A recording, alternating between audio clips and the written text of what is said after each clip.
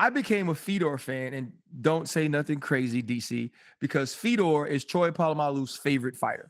And I always thought that it was Troy's favorite fighter because their bodies kind of looked alike and they were like the ultimate. They were the greatest in the sport. Fedor fights this weekend and loses and then announces that he's retiring. In your opinion, is he the most dominant MMA fighter of all time? You know why? You know why I smile at you first off before I go on there. Like you really have come far. Like you talk about the Derek Lewis thing, and I'm smiling because I'm like, look at my guy, man. Look at my guy, man. So like you know you've come far, bro. Like seriously, that was a great. Like you're really you're getting really good. You're getting really good. I'm proud of you. Thanks, dog. When I think of Fedor, I think of back in 2007, 8, 9, that scary guy, the Russian who barely spoke. He was quiet. He was like a mythical monster that would show up and he would just beat everyone. But I think for Fedor, I think he Fedor is the story of aging fighters who don't get out when they probably should. He's 46 years old. He's fighting Ryan Bader.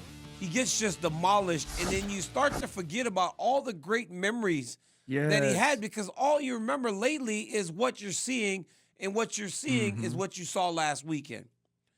I think that the myth of Fedor is bigger than what he is in mixed martial arts history. It's the lore. It's the tall tale.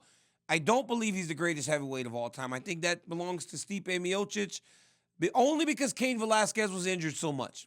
I think in terms of skill, there is no one that ever matched Cain Velasquez as a heavyweight. But I believe that Stipe Miocic in the title defenses, in the long reign that he had atop the division, puts him atop. But Fedor is in the top 5, and I don't think that's anything to be ashamed of. You know, when I think about Fedor, his run from what was it, like 2000 or '01 to like 2009, 2010 was one of those runs that builds that myth. But it was always crazy to me that he was that quiet guy. He didn't necessarily have this body or bravado of someone you looked at as a killer, but he just couldn't be beaten and wasn't beaten. And then when he became more mainstream to us, when it was more, now we could see Fedor Emelianenko, he wasn't what he was then. So to many of the masses, if you aren't an MMA fan who will dive into old videos on YouTube or who was around during that time and understood who Fedor was, you never got to see him at the top.